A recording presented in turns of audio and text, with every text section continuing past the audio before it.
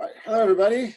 This is the third session that we're doing on pre-summit sessions. So this is the sessions where we try to plan and to think about how we're going to run the Open Security Summit sessions that happens in between 15th and 19th of June, all virtual.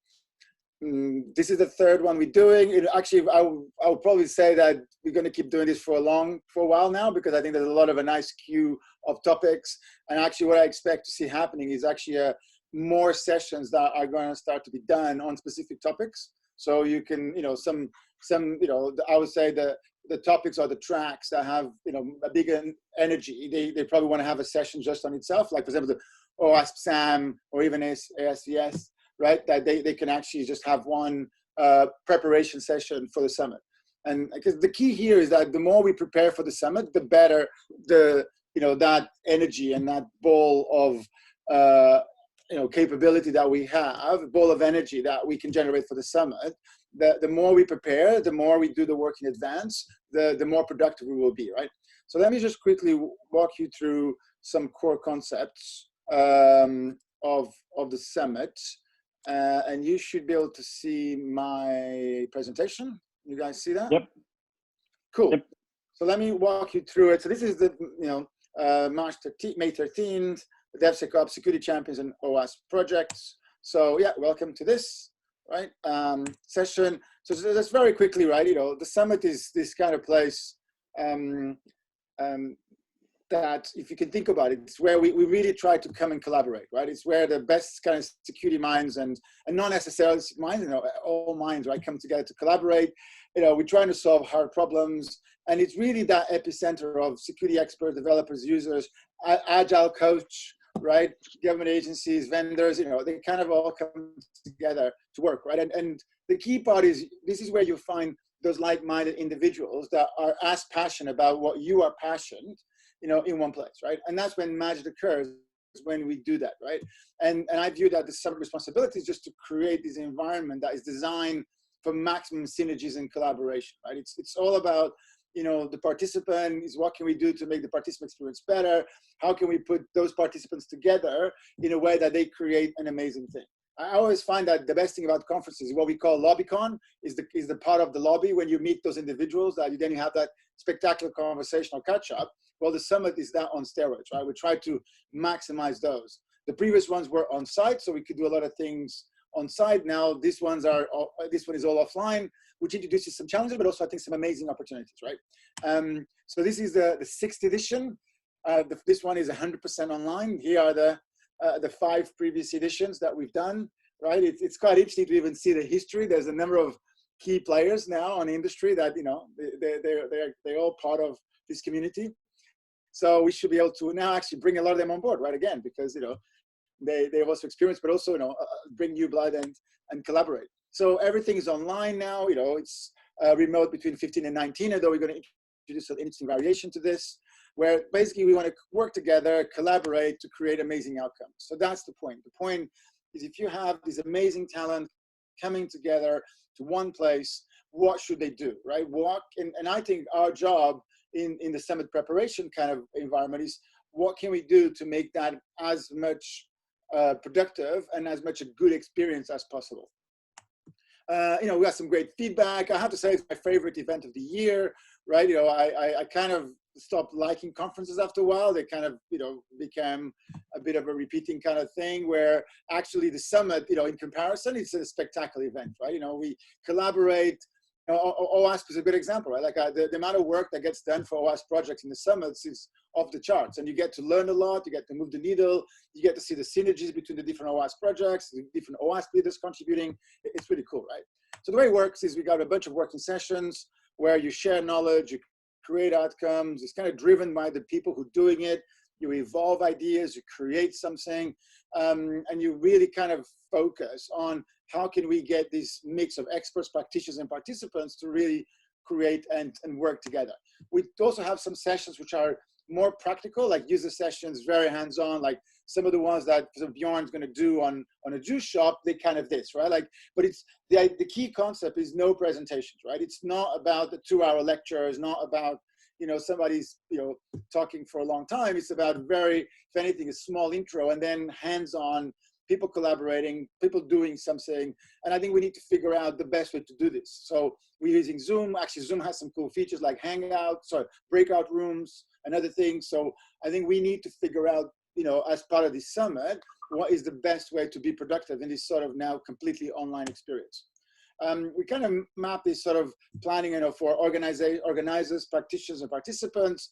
We want, if in a way, we want as many people to be practitioner, right? We want as many people to be, hands-on, contributing, and it's actually the cross-fertilization that is really powerful. So when we have somebody like, I'm going to pick on the Agile Coast because it's a great example, right? But when you have, people from multiple disciplines, it's really powerful because you really get that intersection between the different skills, right? And that's really, what makes a summit special.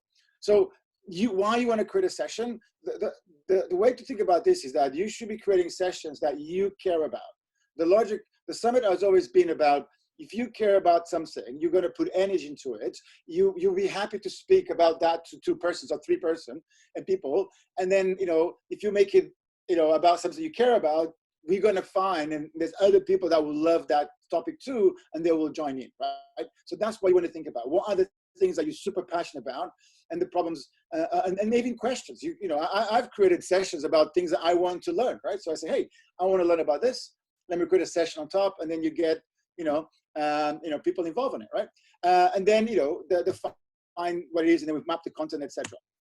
So we're going to do 100% online this year. We're going to use the Hey Summit because it actually, like you actually already experienced, it simplifies the registration, the process, the emailing, all that jazz is going to be done over the Hey Summit, and we're going to use Zoom, for this. Now, we actually, since yesterday, we're already evolving the concept. So what we're kind of now doing is we're going to basically have this idea that we're going to do a number of pre-summits training sessions on the kind of weeks before, right? Those kind of 10 days, and then actually that should be from 10 till 7. Yeah, we'll fix it.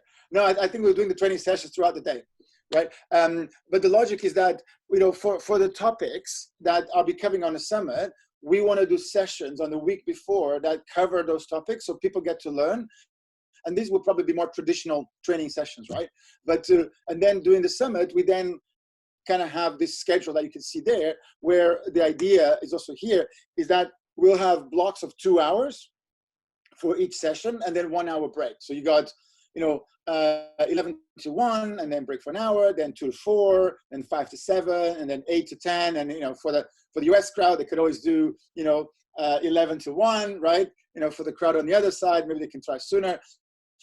The beauty of the summit is that if there's enough people that want to have a session, we can facilitate that, right? The point here is to allow somebody to talk and explore a topic that they're passionate about. So, so the registration is going to happen on Hey Summit, and the way we think of working is that the sessions on the Hey Summit site will be locked. So what we want to do is start to have a bit of discipline to say, like on Monday, Simon Worley committed to be there all on Monday and Tuesday, but we kind of agreed that there's the session at, is going to do the first session at 11 on Monday, and then 1 at 2 from 4. So we can lock those in so people can know that they kind of already there. So a good example is, Bjorn, you already committed to some sessions. What we really want is to say, what are the time slots that you can commit to drive those, and we can already pin them down, right? And then we can start to have a good sense of registrations. And actually with the Hey Summit, the good news is that it gives us a much better feel for how many sessions and how many people are interested on each topic, right? And there's a little bit of Darwinian here, right? But ideally, we want to have as many people involved in as many sessions as we can. So we already got a bunch of tracks and topics, and just to be very clear, this is all up for grabs, right? We're at that period of the summit where ideally we do this in January, right? But because of all the changes. So this is the period of the summit where we're really figuring out the session. So we kind of need between the next 2 weeks to really zoom in on what are the sessions that we want to have, and then really let people go to town on the registrations. We are charging for the tickets because we want to cover some of our costs. But actually, one of the decisions we just made was that we're going to actually give free tickets to all OWASP members and OWASP leaders, right? So, and I think that helps with reaching out to the OWASP community. Also, there's a bunch of tickets from the sponsor, right? Glasswall, is already one of our main sponsors. So if anybody needs a ticket, we can get them a ticket. But ideally, it would be good if people can pay for the tickets, because again, it helps to cover some of the costs that we have. And actually, we were just talking about hiring, content editors and technical writers and stuff like that, and and that's what we use the money for. So let's now talk about the topics for the working sessions that we'll be working on. And I think the key topics here was DevSecOps, right? And the key question to ask is, when we get some of the world experts, right, in DevSecOps in the same room, what should they focus on, right? And I think the same thing, I'll hit some of the sessions we had actually on DevSecOps in last summit, which was pretty cool, right? We had some really powerful sessions, right, at the last summit on DevSecOps. Again, same thing on 2018, and then the security champions, because I think this is a very key topic that actually, I think the best way to do is let's leave security champions for the end, because I think that we can tackle that as a separate topic. And then, of course, the OWASP projects, which is, as we get the key players of OWASP and the people, and I think with OWASP is interesting because you can get both the creators of the tools and the users of the tools in the same room, what really should be focusing on, right? And here are some of the sessions that we did at the last summit, and here's the ones we did in 2018, which was also a pretty good set of sessions on this. So and Sam, so I already had a good email from Sarah today. So they want to, I think, join forces with the Sam Day they were having. So we're probably going to have a couple of days dedicated to Sam already on the summit. And I think we should be talking about now is what's the cadence, and what should we actually think about, when should they happen. So, and I think that was it, right? So I guess let me open up to you, right? So from your point of view, actually, maybe a question. Is anybody here that is exclusively focused on DevSecOps?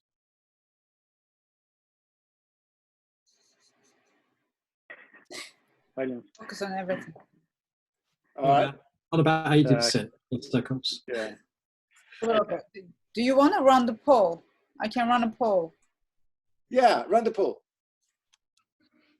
Cool, let's see how it works. Aha, there you go. I can't vote. What? Where do I vote? You're the host, you can't vote. Oh! We're gonna be biased. We're gonna be biased otherwise. See, that's actually very interesting, right? I think the interesting lesson is this is actually a much better way to ask questions, right? Because I just asked that question about DevSecOps, and theoretically it was like there was just Dida who raised her hands, where this actually shows that there's a much nice balance. In fact, there's a nice. Does it show what the outcome was? Yeah, we don't see the results. Oh, you don't see the outcome yet. All right, cool. Not yet. Everybody voted? I will do it, but we have 9 out of 12 answers, so 2 of us can't vote. So 1 person hasn't voted. Anyway, I'm ending the poll. Then you should share. You should see the results. Can you see the results? Wow. Yeah. Can you not see the results? I can see it. Yeah, I can see it. Yeah. Yeah, you can. Yep. Cool. So I guess DevSecOps is actually a lot more interesting than initially my physical. All right, so let's start there, right? So from a DevSecOps point of view, right, what are the sessions that you guys and girls, right, are really interested that we think we should cover on the summit? Do you want to put the slide on with the DevSecOps sessions from last year? It might help. Yep. Thinking. I will. Honestly, DevSecOps is a huge gap in a lot of OWASP projects, and maybe a brainstorming session about what are the gaps and how it might best for you address them. That might be an interesting thing. I'm not focused on any particular DevSecOps topic, but I think OWASP could certainly have more tools or projects on DevSecOps. But what they are, I don't know. So that That's a good point. So you're saying about using DevSecOps, adding DevSecOps to OWASP projects, right? Well, initiating necessary OWASP projects that can help with DevSecOps. At the moment, I'm not terribly sure that we have a lot of projects that have that focus. And so having a session where the community helps decide what might be the gaps and what projects should we concentrate on, I think would be very helpful, because then we could focus our efforts on, you know, building out some new, you know, open source DevSecOps tooling or open source DevSecOps projects that could help, you know, developers or, you know, testers or whatever the case may be, to actually do their jobs in a standardized and, you know, high security way. So the easiest way is the DevSecOps way, which is also the secure way.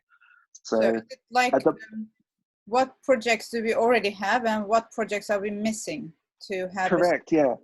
And what should we work on? Because if we've only got limited people who could theoretically work on these, what's the priority order? What should we ask people to help with? Yeah, I like that a lot.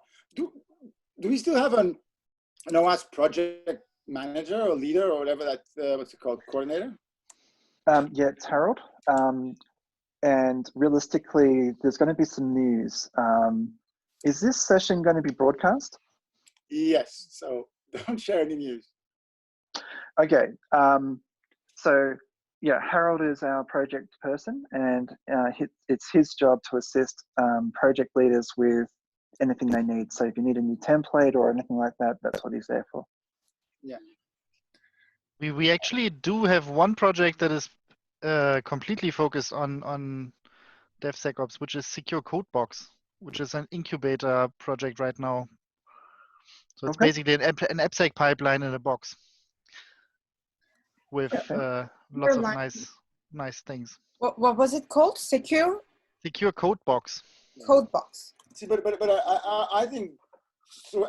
Andrew, when you were saying, right, what I heard, right, and I have to say that these days I actually sit on two camps, right, because I'm basically, you know, the CISO and the CTO, right, at my company, right, and so ironically, I actually lead a much bigger engineering team than the security team for the first time. So when I was, you know, a challenge that I now have is how do I inject security practices in my engineering team, right? You know, how do I, you know, get all the pipeline? The good news is, and this is my comment now to my CISO peers, is highly recommend you to control engineering. Best way to drive change. You know, I could just talk to myself and going, I think that's very important to do from a security point of view. And I think you've invented a new role, Dennis. You've invented a new role. You need to think of a title for your role, like CISOEM or something. Well, you know that theoretically there's a CIO, right? I actually was reading what the CIO is supposed to do, and the CIOs are supposed to control both security and technology, right? Yeah. Okay, well, my point was, when I heard what Andrew was saying, what I was thinking of was how to almost DevSecOps the OWASP projects, right? Like if you see that basically teams are pushing to production as fast as they can, they have big pipelines so that they are automated, you know, they have SRE teams, right? We have all that. Now, how do we put ZAP on it? How do we put ASVS? How do we put the top 10? How do we put... Uh-oh. Lost the host. Yep. He's frozen. Dennis has broken the internet. Oh my God. It was a matter of time. This is the quietest I've ever heard him. Or should I say the slowest? Sorry? Being recorded, guys. He's gonna hear this afterwards. Yes. Oh, I'd say that to his face. Along those lines, what I'm hearing from my clients is, how do they get to DevSecOps from DevOps, from Agile, from what they're already doing? What's missing? What can they leverage from what they already have planned? Yeah, I think that's exactly. I was going to say, moving from DevOps to DevSecOps, how do you make that transition? So security champions is a mechanism, but if you want to roadmap, or if you want to move in a direction where you want to track your career, how do you do that? That could be really interesting. tracking your career also from a CIO perspective, since we brought that up. As a CIO, you already have a roadmap for DevOps. You have a roadmap for cloud and agile, all of those things. What is missing from the existing roadmap to DevSecOps? Exactly. What are the absolute priorities? Like, that would be tremendously useful, I would think. Yeah, Also- and that's, I think that is actually something I think we're missing at OWASP, is that advice on how to go from A to B, but also the tooling that could actually assist them without replacing the tool chain and without like totally re-educating the developers or operational folks. Yeah, I think some of the issues are that it's not just a technical or tool-based change. It's to a certain degree, you know, cultural and procedural. Yeah, and that's where security champions come into play. It's also becoming a part of my job, by the way. I end up leading those conversations and I'm like, okay, I don't know this, tell me what's needed. But because there are all these subject matter experts, but there isn't somebody looking broadly and saying, okay, you're prioritizing this, but if you also do this little 20% extra, that will help you achieve the next 3 big objectives. That conversation right now is not happening as far as I can tell. And I work for US government agencies primarily. So it's very siloed there, and it would be very helpful to have something of a roadmap that I can bring back to my clients and say, here, look at yourself, see where you are, where you need to go. Yeah, but also disconnect agile security with DevSecOps, so that they fit together. Yeah, they are also different. Yeah. Also, So if we're because I'm not.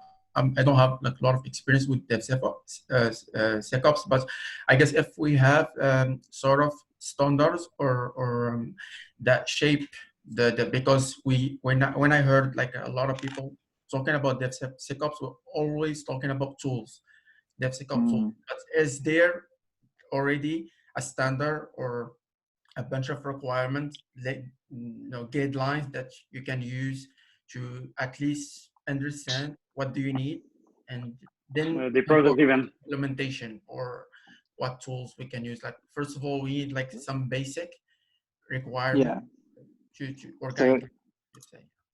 So one of the things that we tried baking into the application security verification standard is actually the idea of generally accepted security principles.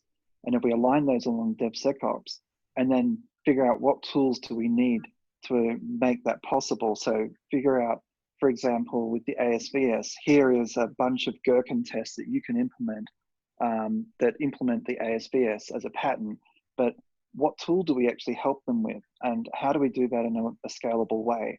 I think a lot of DevSecOps is actually security at scale. I mean, although we've talked about security champions, I think we would be failing if we didn't look at the automation aspect of it, because we can't photocopy ourselves infinitely. There's just no way. So how do we enable the DevSecOps practitioners to do this at scale? And I think that's a gap that is absolutely missing. And I think the idea of a generally accepted security principles is something that could possibly help that siloing that one of the other participants was talking about. If everyone agrees these are the things that you should be doing, even if that's a low base, that'd be a great start. Is it also about an assessment about where you are? You know, about what you talk. I don't know if you. Sorry, I joined a bit late, but did you talked about the SAM model? I mean, I can see on Dennis's slide that there's a maturity model there. Is there one of the things about talking about how you do implementations, work out where you are, and then what's appropriate to do next? Roadmap. Yeah, we were discussing the roadmap. Yeah. By the way, like I would say that anything today that doesn't take into account automation or scales in a graph way, I would say I'm not interested, right? Because it doesn't scale. It is that simple, right? Any practice that we do, if you can't lead an automation pattern out of it, it's just going to be a gigantic exercise for a couple of people that none of my team have time for. Yep. You know, it is that simple, right? But I really like the idea of roadmaps and playbooks, right? And how-tos, right?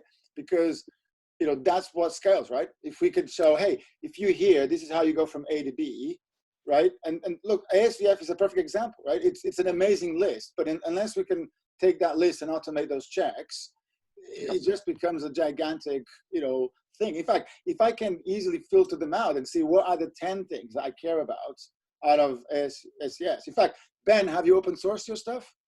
Yeah, I've sent you the spreadsheet. I released it yesterday. Just to explain to everyone else, basically I've tried to, for the media and entertainment industry, I've taken CSA, CIS, OWASP ASVS, and tried to map them together into a single set of controls. And the idea is we're going to try and publish this in a way, this is going to help with a Jira database. It means whenever you get any changes, you can publish it through. And it means you can, back to that tooling, from a process point of view, you can see where there's been a change.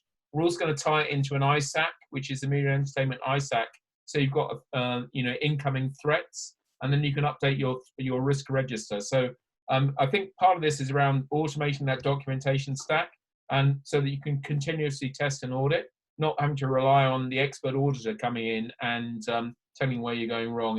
It's like, putting some dials on the dashboard so you actually know where you're flying to, rather than waiting for someone to tell you where you are on the map. So Ben, what are you calling this so that I can take a note? Yeah, so this is the CDSA, which is there are two organizations in the Motion Picture Association of America, and the CDSA, which is the Security Alliance for the Content and Devices. So basically, these two together have got a thing called Trusted Partner Network.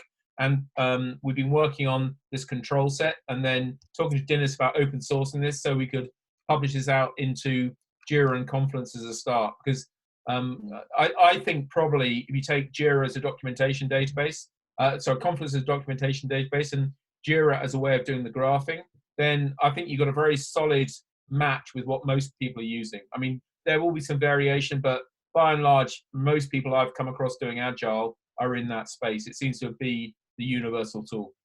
And you're not going to hear me say a lot of times this, but Jira is just an implementation. The point is to bring it to a graph, and then we can use Jira as an example of it. But there could be others. I think Neo4j is too. There's other bits of it. But this is where and Daniel Cuthbert, you join in. Good to have you here. I think you missed one of the punchlines. Was there you are. So Ben has tried to do this effort, which, to be fair, I've seen it done in a number of other organizations, right? Which is to come up with a mapping between multiple standards so that we can do one thing and make sure that we touch all the others, right? And I feel that going back to the topic we were just talking before, which is how can we give very prescriptive and very practical guidance and tools and automation to developers to implement, for example, the guidance on ASVS, right? So that it hits into their DevSecOps pipeline. Yeah. So there is actually a couple of tools to assist with that. There's a security knowledge framework, which will filter down the requirements. But also Daniel's firm, Santana Bank, they actually are Santander. Daniel, could you discuss the tool that you had that presents an electronic version of the ASVS? Does it have filtering? What does it do? We can't hear you. He's on mute. Hello. Is that better? That's better. There we go. Yeah. It will do when I get off my arse and actually code it. It's a Django framework that allows you to spin up an image and build from there. But yeah, eventually we will stop doing filtering and go from there. That's the plan. Mm. And so I think we have actually demo opportunities at the summit for both of these Ben's and Dan's tools or frameworks. What would you guys say? Yeah. So there is actually another. Sebastian, I'm going to present at the OWASP. I think I put forward a session to talk at the OWASP event as well. But it'd be great to do something around this. This is more on the kind of the business side, I guess. But it's saying the issue we've got in the supply chain in media and entertainment is you've got a real range of different sizes of vendors. Not all of them have an interest in security. Some of them are quite small. So how do you make it really easy and to template it so you don't just have to read a standard and understand the controls, but get something up and running that's self-checking and automated. So whether that goes into the automated tools, and I completely understand where people are coming from in doing automated checks against your cloud formation, what your structures are. But I think the first step is to get the business side to buy into it by having a very well mapped and continually updated documentation set. Yes, and then adding to what you said, it would be very helpful to make explicit what you want from business stakeholders. Do you want them to be accountable, to communicate, to share? Like, what is expected from whom? The more explicit you can make that, the more buy-in you'll get, I believe. Yeah, and I think those things are very well illustrated in ISO. If you go back to those fundamental statements about taking responsibility for the business, and a lot of the audit checks in media and entertainment, I don't know in other industries, check that management are having meetings where they're talking about security, that they're actually acting on incidents and they're looking at the defects. So I think that's quite well understood. But for me, it's tying that back to the economic benefit to say, that this is actually, you produce better stuff if you build it in up front rather than bolt it on at the end. And that's absolutely cool. Just to add to that, actually, by example, I was working with a client, I guess maybe a couple of years ago now, one of the big banks, and they had invested a huge amount of money in the ISF framework, but were operating agile programs where the security function was kind of operating at kind of a kind of levels kind of 2 and 3, so not kind of doing any engineering work, but they really struggled to trace requirements to the ISF because it was so incredibly high level. And one thing they had to do was just spend a huge amount of time developing the lower level requirements for traceability that just set everything back quite a lot. And they went through actually quite a difficult journey to develop that traceability to work in Agile. And that's something I guess that I've been particularly interested in, is how you connect and develop that traceability from high level requirements, something more detailed.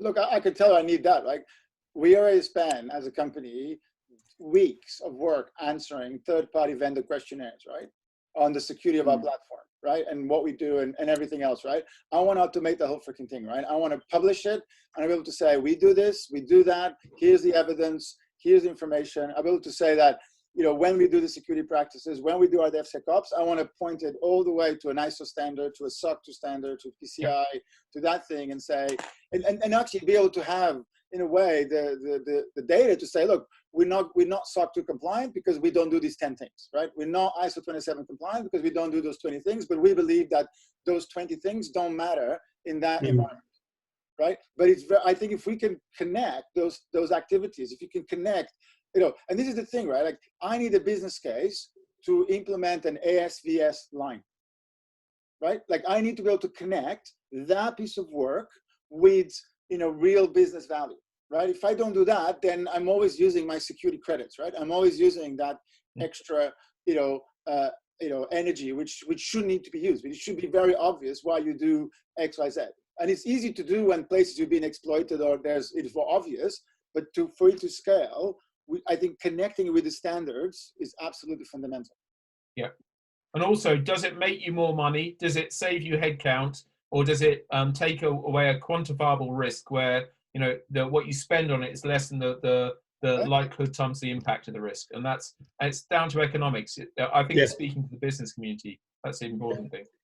So at that point, I mean, the economics can be very difficult to measure when you talk about things like that. They're slightly less tangible. But I guess in the example that I just gave, they measured the economics through the reduced effort required because it was so repeatable. But that frees up your full-time employees' times. 100%, yeah. So what would that session be called? Well, I think there's a lot of topics here. There's a lot of great material here. What should we call this? We're talking about traceability of requirements to industry standards, or making the case. Because that's really what we're doing. We're giving business stakeholders a reason to invest in this, to do this. And they have to know what it is in their language. Yeah, I mean, traceability is one of those reasons, but there are lots of others. Because my opinion is I like the specifics of that traceability title. Yeah. So a good session would be to call it, why do DevSecOps? Yes. So what to tell your boss about DevSecOps? Because that's what Dennis just said is, I've got to get the business to sign off on it. Otherwise I'm saying, trust me, I'm CISO. So what what to tell your boss about DevSecOps would probably is something that people can go back and show their their CFO or their CEO and say, this is why I'm doing it. Yeah, DevSecOps for CFOs. If we're trying to plan out sessions, I'd like to have one at least on gaps of DevSecOps projects at OWASP, and one for what is the priority of those projects. So maybe just 2 sessions along those lines. Just to highlight something, Daniel and I, we've been working over a long period of time to bring the ASVS into line with other standards. And I've got some contacts in my OWASP account where we can talk to other people who also draft standards, so we can come closer together. So there's less, let's do different things just for the sake of doing different things. We're trying to get rid of that. But at the same time, we want to make sure that we're doing the best possible job. So, are you talking about the PCI application security standard? Controversial, I know. Sorry, I'll shut up now. Yeah, no. Again, PCI didn't bother talking to us. That is extremely frustrating. After talking to them a little bit, you've got to actually participate as a member, and it's really difficult to get OWASP to join as a member. Okay, so I think we got a good number of sessions here. Yeah. Let's capture them. Yeah. What we'll do is what we're going to capture them. We're going to put them to sort of some of the topics, and then you guys get to have another round at seeing with this. I guess the one question is, who would like to kind of take some leadership on some of these and help organize some of those so we can reach out to them? It's a business perspective. I can help with that. Yeah, I'm happy to help. Cool. Okay, so you can see the things I have captured so far. There were already a few before we even started, because topics come up from other discussions as well, like CodeQuell Security Lab. People want that. And Open Security Summit user stories for all ASVS requirements that people can download and use, which is another great one. Yep. Chief. Although some of that's in SAFE. Sorry? SAFE, SAFE, they've got a document that has a lot of user stories for sort of OWASP top 10 type stuff and other things. Okay. Yeah, but the thing that I want to do, this year, I really want to, bring a lot of developers to the event, and I'm going to bring already a number because I can control their schedule, so I can make sure they turn up, right? Because I think what's very relevant is to have developers, right, and people on the ground looking at those requirements and saying that makes sense. Because if we don't get the buy-in developer teams, right, that it's always like us security pushing things down, right? Yeah. Cool. Which days? So the conference is a full week. Which days would be best for these items to go on? And so each session is 2 hours. I think 1, 2, 3, 4, 5, 6, 7 of 2 hour sessions. I think that's going to be 3 days at least. And demos can maybe share one session. Sorry? It'd be good to not have a clash with the OWASP day for these tracks. So I think, as the ASVS stuff is pretty pertinent. So I know that they've got a 1 day session that overlaps. I forget what day it is. So it'd be good if we could try and steer around those. Yeah. Yeah, we haven't agreed the days with Do the a poll? projects yet. Can you do a poll? Yeah. Is there a poll? We will do a poll. Woo! But actually, while we're here, can we talk about the OWASP projects that we want to do at least a kind of a dedicated day on it?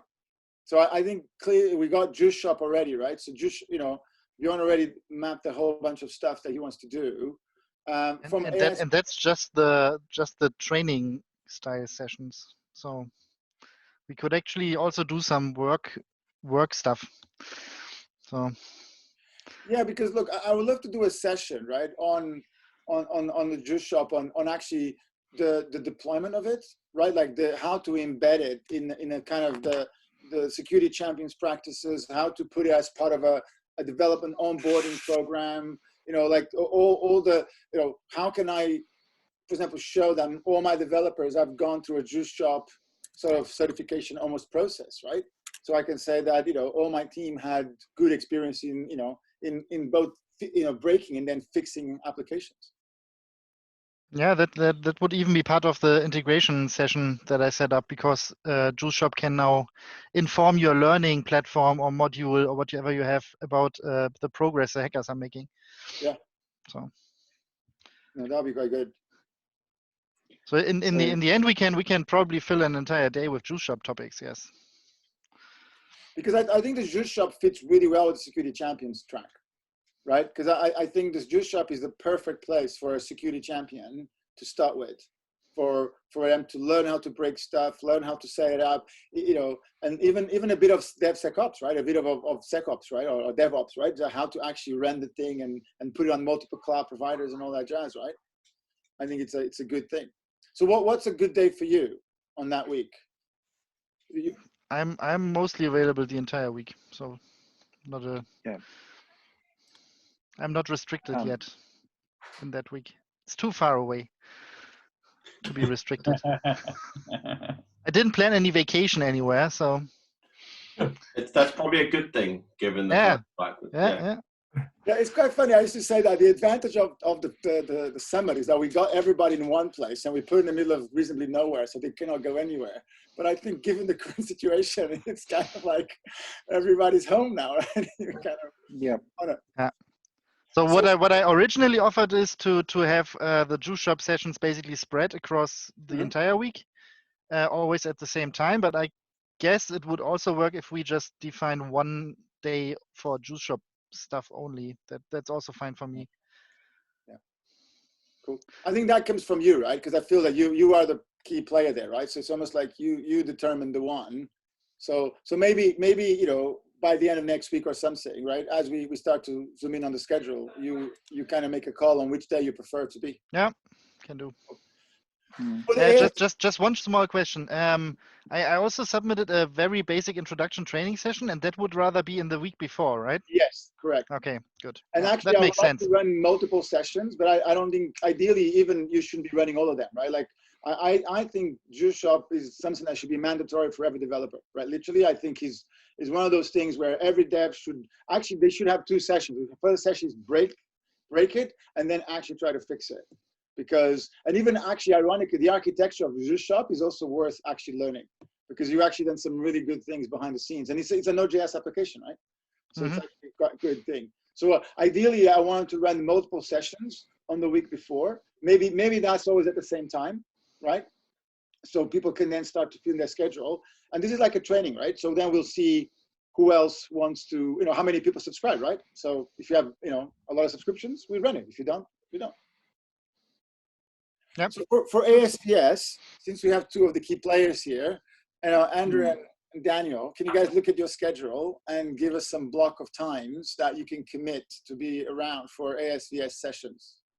It's Andrew. Since he's become men's health cover model, literally he's just too popular. Like, you can't get hold of him. I'm easy. I'm flexible.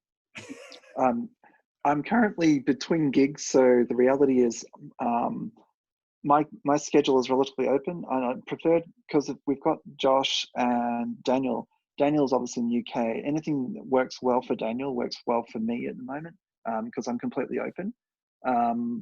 Obviously, early morning UK time isn't going to work for me. It's like 4 a.m. So I'd prefer the afternoon sessions, just simply so I can collaborate. Fine. But what day? Thursday? Should we say Thursday or Wednesday? Yeah, Thursday's good. Sorry?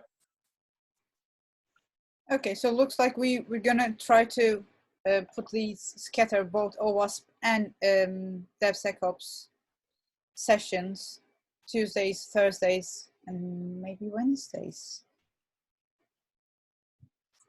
Yeah, so you can actually put Tuesday for DevSecOps, right? Okay. Have you shared the pool? Yeah. Can you guys see the results? So Tuesday is quite popular. Tuesday and Thursdays. So we could say that we'll do DevSecOps on the Tuesday, those sessions, and we'll do ASVS on the Thursday. Probably will then, we'll get Sam to do on either day, maybe either Friday or Wednesday. So we get that, that bit there. And I guess maybe Andrew, because I'm not as involved with OWASP as before, like what are the key OWASP projects that we should be also, promoting, right? And pushing, right? Because I think there's so much goodness out there that the visibility is still low, and especially that intersection between the multiple projects, right? This is the place to get those leaders together, right? And also get like the users with the practitioners and with the makers, right? I'd certainly like to see us moving towards DevSecOps. So I'm thinking something along the lines of SKF, because it can help developers figure out what their requirements are, which I think is really important. The Glenn Tate brother, 10 Kate brothers are awesome people as well. I'd really like to see an update to the OWASP cornucopia set, so that it's updated to ASVS 4.0. I'd obviously like to work on, I think we've just agreed to do a stable release of 4.02, a working session on integrating the changes, because there's a huge number of changes in master, and we need to backport some of those changes to get a 4.02 out the door. So I'd like to see that. In terms of other projects that need a lot of help, I'd really like to see the testing guide get an update and be brought more into line with the ASVS and the OWASP Top 10. It's getting a bit aged. I don't know where that team's up to. It'd be really interesting to find out. And getting some assistance in rewriting or adding sections would be fantastic, because testing guide 5.0 would be amazing. On that note, this weekend was quite weird. I found the early version 2 of the testing guide, and it seems that the bug bounty crowd is quite enthusiastic, but they don't necessarily look back in history. We almost need to have the testing guide appeal to a newer generation. I sound like an old man now, but the testing guide is, hey, the hair's not silver yet, but the testing guide is very much the comfy slippers and a couch guide, whereas we need it to be a little bit more bug bounty hipster, like IDOR, because that's a thing, right? And credential stuffing. So it kind of needs a new identity to be effective, because a lot of the bug bounty crowd, who I guess the next generation, don't use it. They've never heard of it, which is weird. And realistically, the Web Suite University is, I see that being links to that pasted a lot, because it's relevant to the bug crowd and bug bounty crowd. I think, a testing guide that is more focused on those high impact ones and less focused on some of the older, more traditional things could be really good. But then, okay, so this is interesting, the same way that we're talking about security champions, right? And actually on that topic, I feel that what we really want is to almost create tracks for security champions. So I think this time around, I really wouldn't like us to talk about security champions, because we've done it before, right? I think what would be very interesting is to actually say, if you are a security champion, what should you do, right? Like, it's almost sessions for security champions. And actually, touching on what you just said, Daniel, maybe we should have sessions for the bug bounty crowd, right? To say, hey, if you do bug bounty, here is the stuff that, we should be talking about. So the other one that I would like to talk about is fixing the problem at the source and inviting the frameworks like Express, Rust guys, the Go guys, the Node.js guys, bringing the developers in board to actually address security in the frameworks directly. Yes. That would be fantastic. And starting that dialogue would be probably one of the best outcomes for the entire world, because then the easiest way is also the secure way.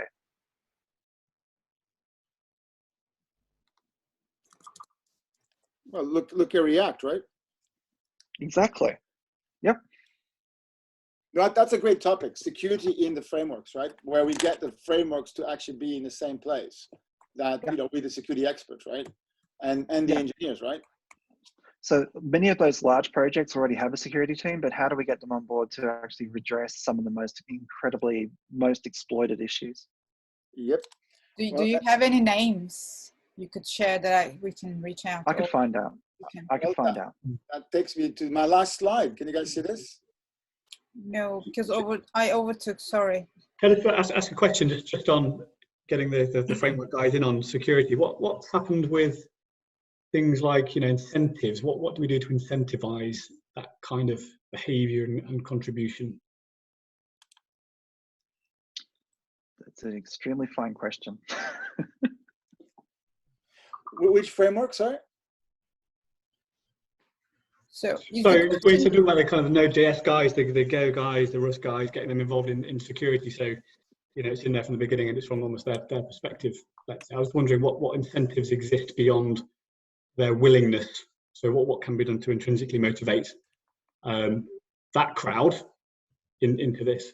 Well, they all care about, right? Like I would say that, you know, if we reach out with, you know, with a good effort to the Node.js organization and says, hey, you know, can your security team participate in this? You know, if they don't participate, it's, you know, it's a bad sign, right? You know, I think you'll find that they all care about security these days, right? They all have security. In fact, look at GitHub doing wonderful things, right, for security these days, right? It's pushing all sorts of great stuff, embedding directly into practices, right? I think we just need to create that forum. And I think that this is where the message is important, right? To say, hey, let's talk about security, they go, okay, we're too busy. But if we could say, look, here's the OWASP community with all this expertise. Here is a bunch of business owners and developers who have the need. Here is now the frameworks. Can you guys come on to play? And we're trying to figure out how to bake in some security patterns within the frameworks so that, you know, we eradicate some vulnerabilities at framework level. So that's the blocker, right? So it's not a case of no motivation and no willing. It's just the groundwork isn't there. Yeah. To enable that environment, yeah. Okay. Which comes down to relationships very often. Are there other ways that these two groups communicate? Are there places where they intersect? It's tough. Look, at the summit in Portugal, anybody went to the second summit in Portugal? Yeah? I don't think you guys went. So the second summit in Portugal, it was this historical thing that John Weilander, right, the guy that works for Apple now, he managed to convince five of the key developers, actually more, but main 5 of the key developers from each of the browsers, and they came together in Portugal, and we had a bunch of sessions where we, the security professionals, were actually talking about browser security. And it was very interesting because before that, you had the security team complaining about the browsers, that they never listened to them, and they kept breaking the browsers and going, why don't the browser guys do this better, right? But they were never talking. But the reality is that there isn't a lot of good forums for this. So the bottom line was those 5 individuals from those browsers, I think 4 of them had written a book together, but they had never met, right? They never actually collaborated, you know, very closely together. So I think we can create that environment, right? We create that environment and then let them come, right? And what we need is a couple to play, and then, you know, we create a model that can be replicated. So yeah, we are reaching the time. So how do we wrap up? So one of the key questions next is we got a bunch of sessions content that we're going to work on. So we're going to put this out there, start to create the sessions. So we're going to do that on the Summit site. So you get to play around with that, and you can issue pull requests and put it there. And then the ones that we feel are mature enough that we can start to pin on the schedule. And we'll also, we'll use the participants here to start to generate some energy, right? So, you know, to say that, you know, Daniel and Andrew are going to be on the ASVI sessions, that's, you know, hopefully that will attract that community to say, hey, I want to be involved on it, right? But the other one is figure out who needs to be involved, right? So, you know, if you need help from us, let us know, right? But please reach out to anybody that you believe can add value to this, right? So that we can then, you know, come together. So Ben's model is an interesting example because we can use that as a great way to say, look, if you develop or care about any of these standards, this is the place to be to make sure that, you know, we haven't, you know, he hasn't bastardized some of this, that it actually makes sense. Or can we agree 10 of those practices and then know that there's the mapping between the multiple standards and this one here. And if you have, you know, tests that you want to create, here's a good example of how those tests affect all these different things. So reach out to whoever you think should be involved. There's operational capability also from the summit to help to organize some of these things. So reach out. And actually we have another session on the 21st of May, right? On this, but we also have more sessions every day, right? So tomorrow we're going to talk about cloud security. I think on Friday we're going to talk about some other topics, and then next week we're going to start to rinse and repeat. But I actually think that it might be worthwhile also you guys seeing what time next week you want to do a session, just for example on ASVS or some of these topics. So it's just dedicated to that. And again, we will facilitate. We'll get the Zoom session and the registration and all of that. Dennis, one question. So the master database for the working sessions is GitHub, right? And then you pull it up to Hey Summit and not the other way around. Well, no, the other way around. Yeah, okay. Depends what you call master. The working, where you create the contents and where the descriptions, the detailed descriptions will be is GitHub. And then we'll, remember last year that we did the thing where schedule and now he's on the main schedule or not? The difference is this year is when we put into the Hey Summit, that's when it becomes official. Okay. So the things that the Hey Summit, the logic will be to start to lock down the schedule in Hey Summit so we know they don't move, right? And then when you need the description and more information, you go back to the Summit site and that has more information. But that also allows us to create new sessions and to experiment with the topics. And then when we're happy with it, we can then put them on the Hey Summit. Okay, good. And we can chat more about all of this in Slack. Yep. And we got the Slack channel for everybody. If everybody, you can already go to the website and join in. So anything we can do to help to make this better? So when you said the Slack channel, do you mean the OWASP Slack or have you got a separate one? No, we have an Open Security Summit one. Yeah. Okay. I'll send you a link. Thank you. Thank you so much. Thanks. If you need a link, either message me here. I don't know how you, or Twitter. I think you all have me on Actually, Twitter. the invite link is on the main the Open Security Summit website. Although Felipe, I guess the task for us is to put that really big on the homepage. So that can be our work for this week. I'll do that. Actually, I have another request. If you know anybody who's on furlough, right, that really also wants to get into cybersecurity or application security or engineering, please send us our way, right? Like this is the best job interview ever, right? Like if you are active here, you're going to be meeting people that are your potential employees, right? So if you know people who are furloughed, please send it our way, and I think it's going to be, it's great, it's a win-win situation, right? Or else what are we doing? Working, being at home. So. Hey, you normally recruit your people, isn't it, Dennis? Sorry? That's how you normally recruit your people, isn't it? Via the OSS? Well, of course, man. Like that's where you see them in action, right? You invite them to the summit. You see shooting fish in a barrel, Dennis. Shooting fish in a barrel. Well, no, look, it goes both ways, right? Like I think they see the team in action. They see what it really looks behind the scenes, right? And we get to see the candidates, at play, right? So I think it's much fairer than interviews or CVs, right? Highly recommended. Cool. Any final comments? All right. Sounds good. Thanks for your time. Thanks, guys. Thanks all. No worries. Thank you very much. Bye-bye. Bye. Bye. Bye. Goodbye.